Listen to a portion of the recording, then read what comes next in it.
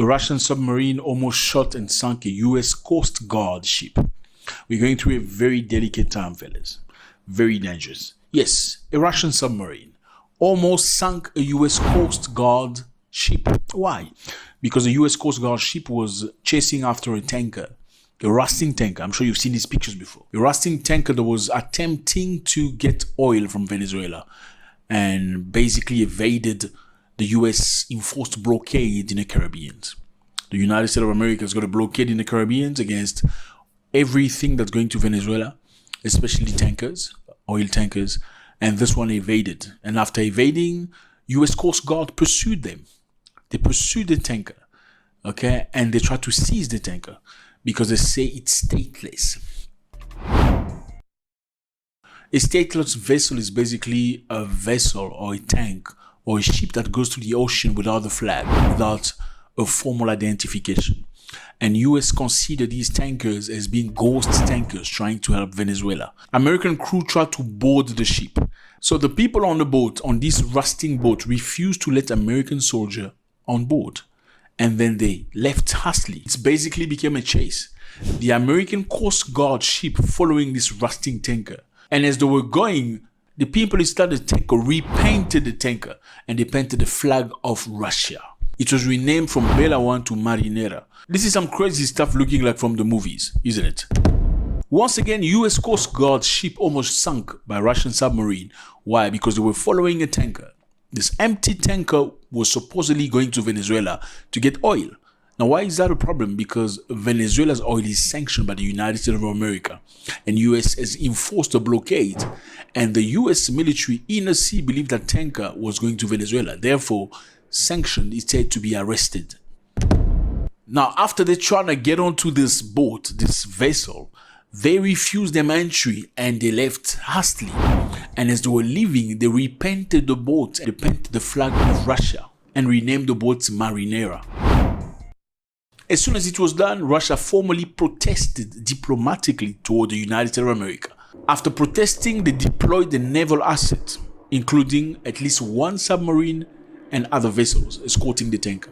So the tanker was going toward Venezuela. Americans trying to capture it. They ran away. Americans trying to board onto the tanker. They say you're not getting in. They repainted the tanker and they painted the Russian flag. And they gave it a name and a registration number. Russia officially said that tanker belongs to us. You have no right to board it. It's a civilian tank. It has the right of free navigation. So you cannot touch it. And in the same token, after protesting diplomatically, they sent a submarine and other war vessels to escort this tank. This is some crazy stuff, fellas. As of January 7, the Marinera was tracked northeast in the North Atlantic, near or between Iceland and the UK. So basically, it's living very much free without no problem. But that was very close score between the American Coast Guard and the Russian submarine. So a lot of miscalculation can come across in this situation, and we can very fast find ourselves in World War III. This is some crazy stuff happening. Now, I know you're asking yourself a question like, why does the US feel like they can just sanction people's tank and take them by force? I mean, they have rules. It's crazy, isn't it? Like, can't a tank just go to Venezuela in the name of friendship or get oil from Venezuela? I mean, who gives the United States of America the right to say, we sanction you, you cannot get your stuff out of your country, or you cannot become a friend of anybody? Well, that's how the world works, fellas. Unfortunately, but let me break this down for you so we can understand now.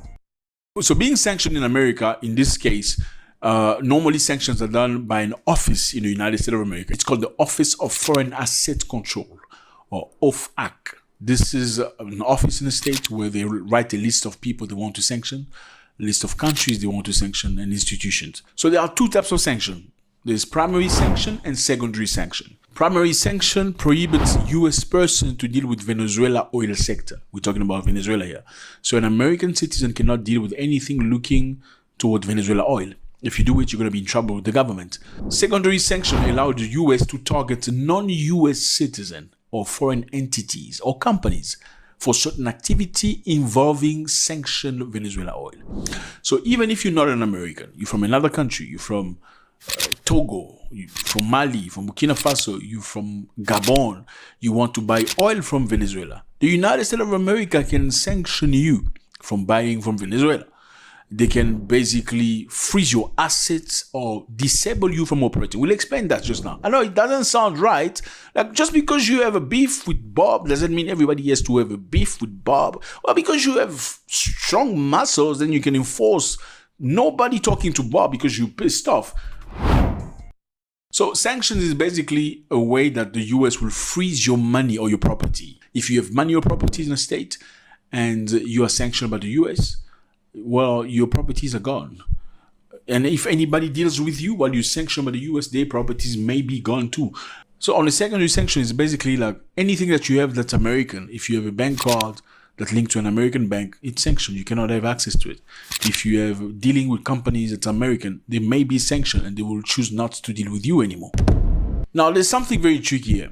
Officially, it says only Americans cannot deal with a sanctioned country like Venezuela. Okay, don't touch Venezuela's oil. If you're an American, don't do it. Officially, it also says that countries from other places in the world can deal with Venezuela, no problem. But unofficially, they have to go through OFAC. So if any country in any other place in the world wants to buy Venezuela's oil, they have to go through OFAC to do an open deal. Now, I'm not sure, does OFAC benefit from that? If you go directly to Venezuela, you can't have a deal. You can't buy oil.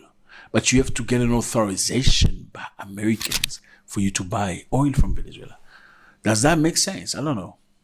I don't know if that makes sense. I really want to know from you. If you want to deal with Venezuela, you have to go through the United States of America, through the Office of Foreign Assets Control. They have to issue you with a permit or sort of a certificate to get access to Venezuela's oil. If you don't do that, you are doing it illegally with a sanctioned country. Does that sound like sanction or sanction via interest? I don't know. Let me know how you feel about that. So again, we all know that Nicolas Maduro was abducted, kidnapped, captured, whichever they want to use. It depends. When you say abducted, kidnapped, or captured, it all sounds very close, but they're very different. It gives it an entire different meaning. Now, Maduro is not there anymore. Some people believe that Maduro was captured because Donald Trump was pissed off that Maduro was imitating his dance. You see Donald Trump's dance? Look at how Maduro was trying to dance like Trump.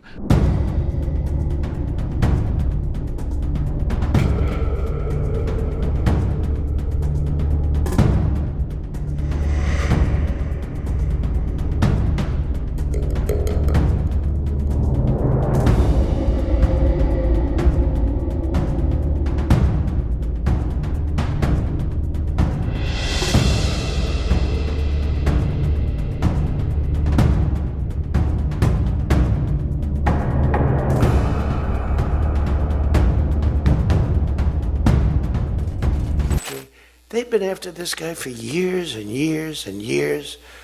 And, he's a violent guy. He gets up there and he tries to imitate my dance a little bit. This guy's crazy, trying to dance like somebody that clearly doesn't like you, but you're dancing like him, you're doing this just to piss him off.